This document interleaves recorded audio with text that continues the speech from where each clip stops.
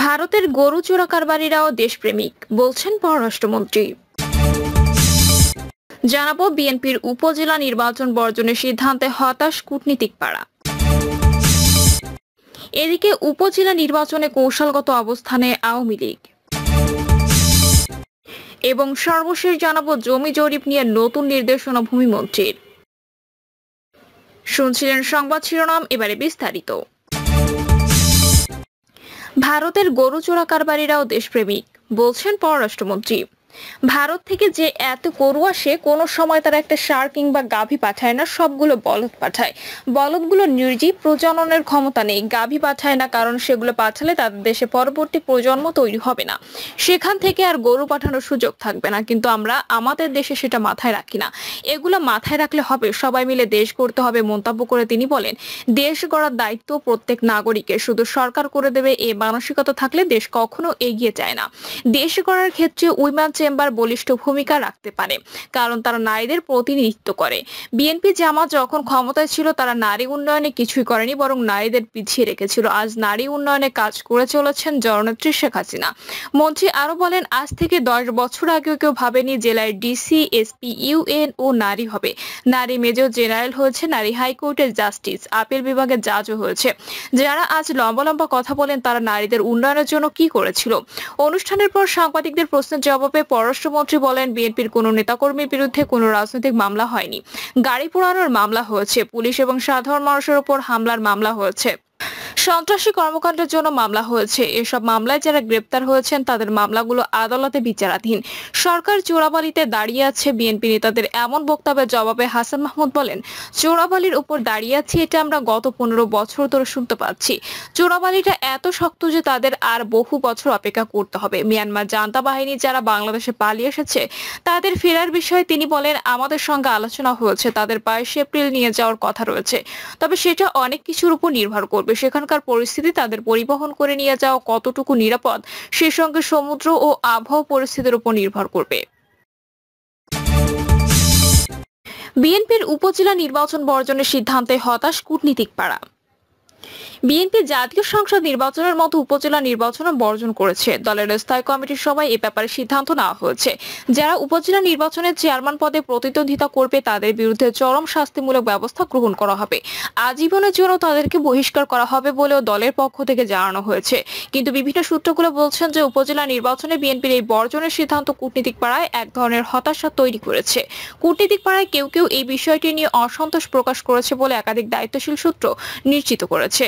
মার্কিন যুক্তরাষ্ট্র সহ পশ্চিমা দেশগুলো চায় বিএনপি নির্বাচনে অংশগ্রহণ করুক, নির্বাচনটি প্রতিদ্বন্দ্বিতাপূর্ণ হোক, এবং সেই নির্বাচনে যদি কেউ বাধাগ্রস্ত করে, কারচুপি করে বা অবৈধ হস্তক্ষেপ করে তখন তারা এই বিষয়ে হস্তক্ষেপ করতে পারবে, এবং যারা অবাধ, সুষ্ঠু, নিরপেক্ষ নির্বাচন বাধাগ্রস্ত করবে তাদের বিরুদ্ধে যথাযথ ব্যবস্থা গ্রহণের উদ্যোগ গ্রহণ করতে হবে। বিশেষ করে আন্তর্জাতিক চাপ সৃষ্টি করার ক্ষেত্রে একটি প্রতিদ্বন্দ্বিতামূলক নির্বাচন অনেক গুরুত্বপূর্ণ বলে মনে করছেন পশ্চিমা দেশের কূটনীতিকরা। বিভিন্ন সূত্রগুলো বলছে, সাম্প্রতিক ব্রিটিশ হাইকমিশনার সারা কুক ডেকে নিয়েছিলেন বিএনপির 3 শীর্ষ নেতাকে। সেখানে তিনি জানতে চেয়েছিলেন কেন বিএনপি উপজেলা নির্বাচন বর্জন করেছে। এ ব্যাপারে বিএনপির মহাসচিব এবং অন্য 2 নেতা কিছু ব্যাখ্যা দিয়েছেন, কিন্তু সেই ব্যাখ্যাটি ব্রিটিশ দূতাবাসের কাছে তেমন গ্রহণযোগ্য হয়নি বলে একাধিক সূত্র জানিয়েছে। এছাড়া ইউরোপীয় ইউনিয়নের পক্ষ থেকেও বিএনপির সঙ্গে যোগাযোগ করা হয়েছে। তারা জানতে চেয়েছে যে বিএনপি কেন উপজেলা নির্বাচন বর্জনের সিদ্ধান্ত নিয়েছে। এর জবাবেও বিএনপি একই ধরনের কথা বলছে। বিএনপি উপজেলা নির্বাচন বর্জনের কারণ হিসেবে বলছে যে, প্রথমত এই নির্বাচন কমিশন নিরপেক্ষ নয় এবং তারা অবাধ, সুষ্ঠু এবং নিরপেক্ষ নির্বাচন আয়োজনে সক্ষম নয় বলে বিএনপির দাবি, সে কারণে তারা নির্বাচন বর্জন করছে। দ্বিতীয়ত বিএনপির নীতিগত অবস্থান হলো যে তারা বর্তমান সরকারের অধীনে কোনো নির্বাচন করবে না, সেই অবস্থানের কারণেই তারা উপজেলা নির্বাচনও বর্জন করছে। তৃতীয়ত তারা মনে করছে যে 7ই জানুয়ারি নির্বাচন আসলে সঠিক হয়নি এবং এই নির্বাচনের মাধ্যমে গঠিত সরকারও বৈধ নয়। এই কারণে তাদের ভাষায় অবৈধ সরকারের অধীনে নির্বাচনে যাওয়াটাকে সঠিক মনে করছে না। কিন্তু পশ্চিমা দেশের কূটনীতিকরা বিএনপির এই 3টি যুক্তির একটিকেও আমলে নিতে রাজি নন। তারা মনে করছেন যেভাবেই হোক বাংলাদেশের সাংবিধানিক ধারায় একটি সরকার প্রতিষ্ঠিত হয়েছে। বিএনপি যদি নির্বাচনে অংশগ্রহণ করত তাহলে বোঝা যেত 7ই জানুয়ারি নির্বাচন কতটা সুষ্ঠু এবং এবং অবাধ হয়েছে। তাছাড়া পশ্চিমা দেশের কূটনীতিকরা মনে করেন উপজেলা নির্বাচন দলীয় প্রতীকও হচ্ছে না, আওয়ামী লীগ নিজেও দলীয়ভাবে নির্বাচন করছে না। স্থানীয় সরকারকে শক্তিশালী করার জন্য এই নির্বাচনে জন অংশগ্রহণ এবং যোগ্য প্রার্থীদেরকে দাঁড় করানোটা অত্যন্ত জরুরি বলেও তারা মনে করছেন। তাদের মতে যদি একাধিক প্রার্থী থাকে তাহলে নির্বাচন প্রতিদ্বন্দ্বিতাপূর্ণ হয় এবং এর ফলে অবাধ, সুষ্ঠু, নিরপেক্ষ নির্বাচন নিশ্চিত করা সহজ হয়। বিএনপি কেন এই নির্বাচন করছে না তা নিয়ে পশ্চিমা দেশগুলো হতাশ এবং বিএনপির উপর থেকে এক ধরনের অসন্তোষ প্রকাশ করছেন বলেও জানা গেছে। উপজেলা নির্বাচনে কৌশলগত অবস্থানে আওয়ামী লীগ। আওয়ামী লীগ সাধারণ সম্পাদক এবং সড়ক পরিবহন ও সেতুমন্ত্রী ওবায়দুল কাদের বলেছেন, বিএনপি নির্বাচন বিরোধী অবস্থান নেওয়ায় ভিন্ন প্রেক্ষাপটে আওয়ামী লীগকে কৌশলগত অবস্থান নিয়ে রয়েছে।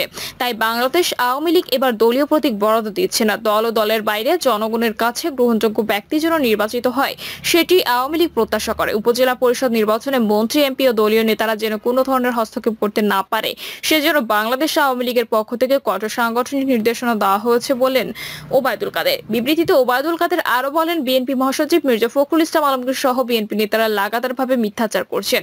প্রকৃতপক্ষে গণতন্ত্র, আইনের শাসনের প্রতি তাদের কোনো শ্রদ্ধাবোধ নেই। একদিকে তারা আগুন সন্ত্রাসীদের লালন পালন করছে, অন্যদিকে আইন শৃঙ্খলা রক্ষাকারী বাহিনীর সন্ত্রাসীদের বিরুদ্ধে আইনি পদক্ষেপ গ্রহণ করলে বিরোধী দল দমনের মিথ্যা অভিযোগ উপস্থাপন করছে। বাংলাদেশ গণতান্ত্রিক ধারাবাহিকতা ও স্থিতিশীলতা বিনষ্টে বিএনপি লাগাতারভাবে ষড়যন্ত্র, চক্রান্ত, অপতৎপরতায় লিপ্ত রয়েছে। ওবায়দুল কাদের বলেন, দ্বাদশ জাতীয় সংসদ নির্বাচনের পূর্বে গণতন্ত্র ও নির্বাচন বানচালের নামে সন্ত্রাসী কর্মকাণ্ডে মেতে উঠেছিল বিএনপি। 2013, 2014 ও 2015 সালে বিএনপি জামায়াত অপশক্তি সারা দেশে ভয়াবহ অগ্নিসন্ত্রাস চালিয়ে শত শত নিরীহ মানুষকে নির্বিচারে হত্যা করেছিল।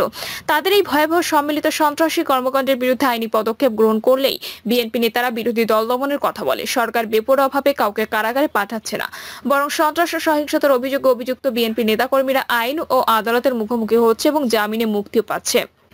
তিনি আরো বলেন, যারা নিরীহ মানুষকে পুড়িয়ে হত্যা করেছে, জনগণের জানমালের ক্ষয়ক্ষতি করেছে, রাষ্ট্রের সম্পদ ধ্বংস করেছে, সেসব সন্ত্রাসী ও তাদের গডফাদারদের বিরুদ্ধে আইন শৃঙ্খলা মহামান্য আদালত যথাযথ আইনি পদক্ষেপ গ্রহণ করবে।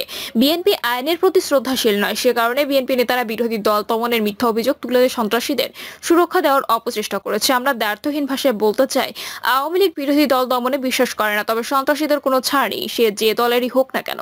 সন্ত্রাসীদের বিচারের মুখোমুখি হতে হবে। বিবৃতিতে আওয়ামী লীগ সাধারণ সম্পাদক আরো বলেন, উপজেলা নির্বাচন নিয়ে বিএনপি বিভ্রান্তিকর ও রাজনৈতিক শিষ্টাচার বহির্ভূত বক্তব্য প্রদান করছে। বাংলাদেশ আওয়ামী লীগ গণতান্ত্রিক সংস্কৃতি বিকাশে বদ্ধপরিকর।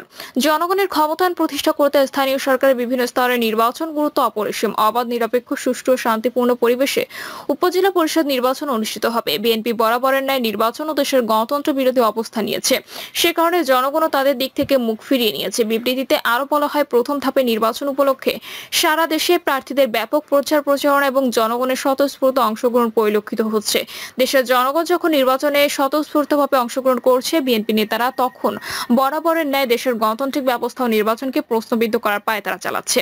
বিএনপি নির্বাচনী ব্যবস্থাকে বাধাগ্রস্ত, গণতান্ত্রিক প্রক্রিয়াকে ধ্বংস করতে চায়। বাংলাদেশ আওয়ামী লীগ নির্বাচনী ব্যবস্থা ও গণতন্ত্রকে সুসংহত করতে নিরন্তর সংগ্রাম চালিয়ে আসছে। আমরা বিএনপির গণতন্ত্র বিরোধী অপতৎপরতা সম্পর্কে সকলকে সচেতন ও সতর্ক থাকার জন্য অনুরোধ জানাচ্ছি। একই সঙ্গে অবাধ, সুষ্ঠু, শান্তিপূর্ণ নির্বাচন অনুষ্ঠানে নির্বাচন কমিশনকে সর্বাত্মক সহযোগিতা প্রদানের জন্য সংগঠনের নেতাকর্মীদের প্রতি বিবৃতিতে অনুরোধ জানান আওয়ামী লীগের সাধারণ সম্পাদক ওবায়দুল কাদের। জমি জরিপ নিয়ে নতুন নির্দেশনা ভূমিমন্ত্রীর। জরিপ এলাকার বাইরে বসবাসরত জমির মালিকদের ব্যাপকভাবে জানাতে নির্দেশ দিয়েছেন ভূমিমন্ত্রী নারায়ণ চন্দ্র চন্দ। তিনি বলেন, চলমান বিডিএস এর আওতায় গ্রাউন্ড পয়েন্ট স্থাপনের কাজ শেষ, শিগগিরই ম্যাপ তৈরির কাজ শুরু হবে। ভূমিমন্ত্রী জরিপ প্রক্রিয়া চলাকালীন জমির মালিকদের অজ্ঞাত থাকা এবং তাদের হয়রানির শিকার হতে হয় জানিয়ে মন্ত্রী বলেন, প্রায়ই দেখা যায় জরিপ করার সময় প্রকৃত মালিক অনুপস্থিত থাকেন, তাদের অজান্তে জরিপ কার্যক্রম শেষ হয়ে যায়। অতীতে বিভিন্ন ঘটনার উদাহরণ দিয়ে তিনি বলেন, জমির মালিকরা ব্যক্তিগত প্রয়োজনে জমি বিক্রির সময় আবিষ্কার করেন যে ভুলভাবে জরিপ করা হয়ে গেছে এবং অন্য কারো নামে জমির খতিয়ান গেজেট হয়ে গেছে। ফলে বৈধ মালিকরা তাদের সম্পত্তির অধিকার পুনরুদ্ধারে বছরের পর বছর আইনি ও অর্থনৈতিক ঝামেলায় পড়েন। মন্ত্রী বিডিএস জরিপ কর্মকর্তাদের স্থানীয় ও জাতীয়ভাবে জরিপ বিষয়ে প্রচারের নির্দেশনা দেন, যেন এলাকায় ও এলাকার বাইরে বসবাসকারী মানুষে জানতে পারেন তাদের এলাকার জরিপ হচ্ছে। তবে আমাদের মূল্যবান সম্পদ তথা নিজ জমির বিষয়ে নিয়মিত খোঁজ খবরও রাখতে হবে।